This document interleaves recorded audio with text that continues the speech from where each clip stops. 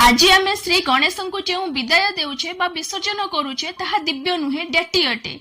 आजिकल अधिकांश मूर्ति माटी नुहे पीओपी बा प्लास्टर ऑफ पेरिस रे बना जाउछि। एहा देखिबाकू स्मूथ एवं शाइनी तो देखा जाउछि, किंतु प्रकृत रे एहा एक केमिकल मटेरियल अटे एवं प्रॉब्लम एया कि प्लास्टर ऑफ पेरिस पानी रे डिजॉल्विंग करे नाही।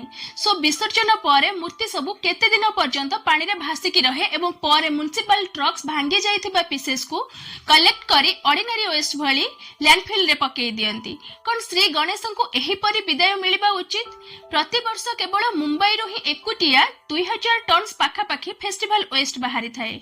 आ आमे जो कलर यूज करी थाउ सेथिरे मर्क्यूरी एवं लीड थाए, जेउथि पई आम नदीर पानी विषाक्त होई थाए एवं माछ माने मरि जाई थांती एवं इकोसिस्टम चोक होई थाए।